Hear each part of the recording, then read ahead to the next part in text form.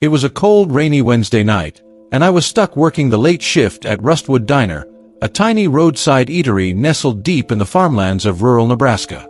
The place hadn't changed in decades. Faded red booths, a jukebox that barely worked, and peeling wallpaper that whispered stories of better days. Nights like these were usually slow. Nobody drove through Rustwood unless they had to, and the rain wasn't helping. By 10 p.m., my only company was the steady hum of the fluorescent lights and the occasional rumble of thunder. I stood behind the counter, sipping lukewarm coffee, waiting for the clock to tick closer to my shift's end. The front door jingled, breaking the monotony. A man walked in, shaking the rain off his coat. He looked to be in his late 40s, rugged with a scruffy beard and sharp eyes that seemed to scan every corner of the room.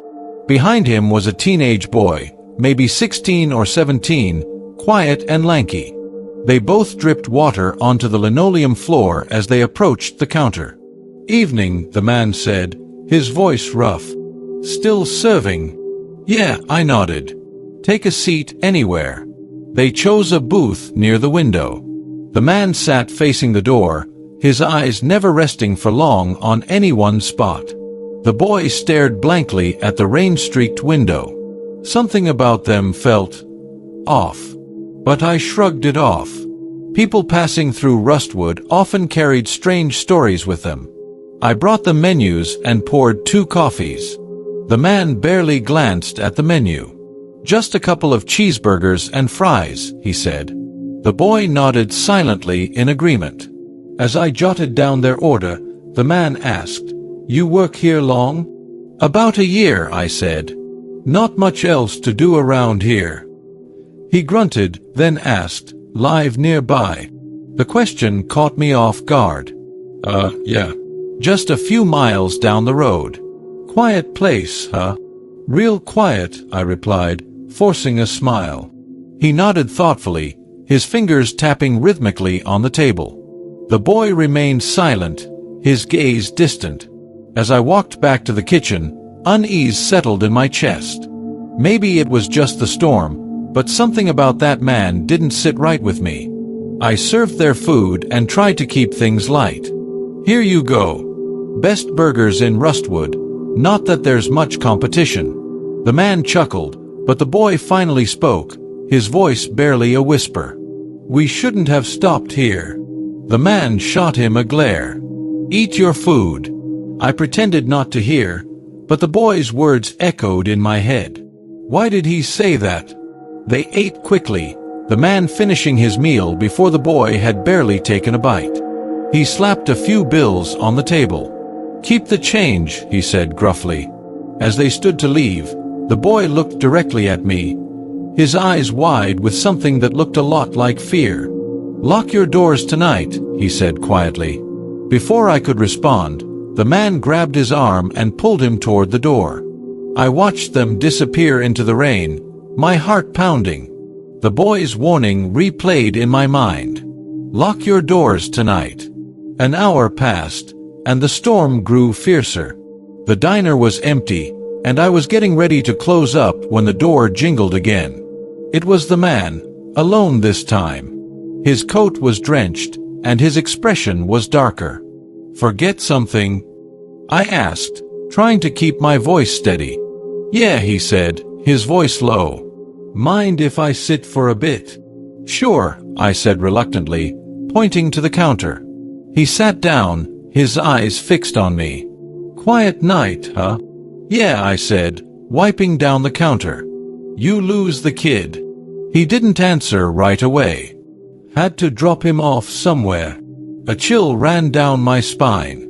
Something about his tone was wrong, like he was hiding something. The man leaned forward. "You live alone."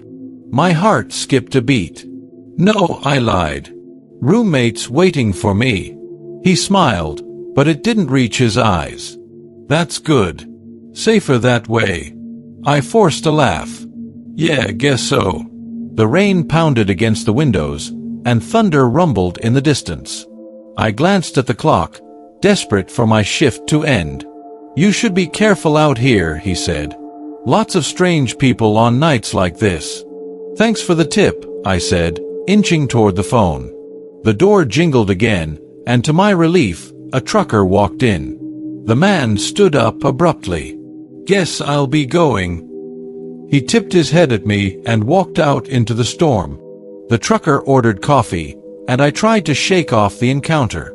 As I poured his drink, I noticed something on the booth where the man and boy had sat earlier, a wet footprint, smeared with mud. But it wasn't a normal footprint. It looked clawed, like something out of a nightmare. "Hey," I called to the trucker. "Do you believe in weird stuff?" He raised an eyebrow. "Weird how?" "Never mind," I muttered, my pulse racing. I locked up the diner and drove home through the storm, every shadow along the road making my skin crawl. When I got to my house, I saw it, another muddy, clawed footprint right by my front door. My hands trembled as I fumbled for my keys. I didn't sleep that night, and the next morning, I found more footprints leading into the woods behind my house. I never saw that man or boy again, but I'll never forget that night at Rustwood Diner, and the feeling that something far worse than just a storm was out there in the dark.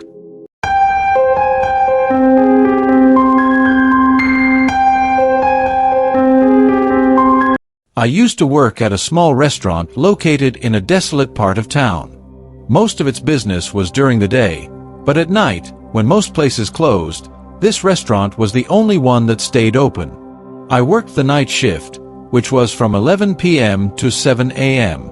Most of the time, there were only a few customers during those hours. One cold night, when the weather was extremely chilly and the streets outside were deserted, I was alone, and there was no one else in the restaurant. At that time, a customer came in, ordering a coffee along with some food. He was an older man, with signs of exhaustion on his face, and he seemed lost in deep thought. He ordered a ghost roll and coffee. The customer didn't speak much, just sat there eating his food quietly. Around 2 a.m., the customer left the restaurant and headed toward his car. I walked to his car and asked if he needed anything else, but he declined, saying he was just going to rest. Once he left, I began preparing to close the restaurant as usual. I went into the kitchen to clean up when suddenly the lights began to dim. At first, I ignored it, but then I heard a strange noise coming from the door. I stepped outside and noticed that the restaurant door was open, even though I had locked it tightly. I felt an uneasy panic rising in me. I quickly shut the door and returned to my work. But as I was heading toward the kitchen, I felt something odd. Through the kitchen window, I saw a shadow outside, like someone was hiding there. My heartbeat quickened, and I rushed toward the door. But when I stepped outside, there was no one there. Only silence and empty streets. I quickly went back inside the restaurant and locked the door again, then tried to focus on my work. A little while later, I heard the sound of a phone ringing from the restaurant's phone line. I picked up the phone, but there was no one on the other end, just a faint static noise. At that point, I had a strange feeling that the customer who had just left the restaurant might have left something behind.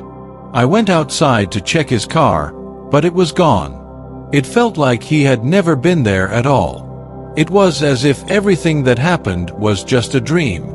That incident left a deep mark on my mind. After that night, I never worked another night shift at that restaurant again.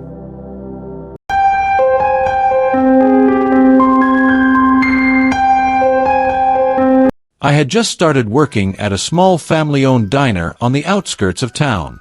It wasn't the busiest place, but it had a loyal group of regular customers who enjoyed the comfort of a familiar meal in a quiet setting. The night shifts were usually uneventful, especially in the late hours. But one particular night, everything changed. It was a Tuesday, around 10:30 p.m., when a strange man walked in. He had an unkempt appearance, a bit of stubble on his face, and his eyes were hidden beneath the brim of a weathered cap. He took a seat at the corner booth, the one furthest from the door, and I didn't think much of it. Customers like him were not uncommon, people looking for a late-night meal or a quiet place to sit. I walked over to take his order, but before I could say anything, he mumbled, Just the usual. I had no idea who he was, so I asked if he wanted the special of the night. He shook his head, still not looking at me, and repeated, "Just the usual." I nodded and went to place the order with the kitchen, though I couldn't shake the feeling that something was off. The diner had just a few other customers that night, and the atmosphere was calm, almost too calm. As I brought his meal to the table, I noticed the man was still staring out the window, not acknowledging the plate I set in front of him. I tried to start a conversation, but he didn't respond. It was as though he was in a trance. As I stood there, watching him, I heard a soft thud from the kitchen. I quickly turned to check, but no one was there. When I looked back at the man, he was now eating. His eyes never left the window. I felt a sudden chill run down my spine, but I brushed it off as nothing.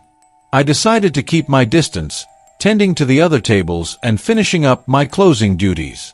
About an hour passed, and by now, the diner was nearly empty. The man was still there, eating silently. Around midnight, as I was sweeping the floor near the front door, I glanced over at his booth. The man was gone. His plate was still half-eaten, and his drink was untouched. There was no sign of him leaving, and I couldn't remember hearing the door open or close.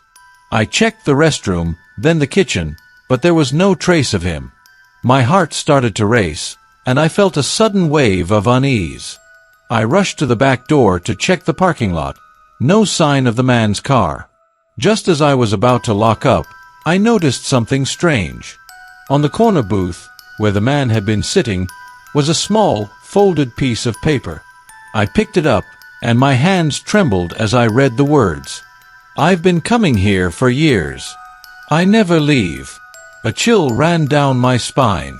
I knew that the diner had been here for over a decade, but I had never seen that man before. After that night, I never saw him again. And every now and then, when I'm alone at the diner, I feel as though someone's watching me from that same corner booth.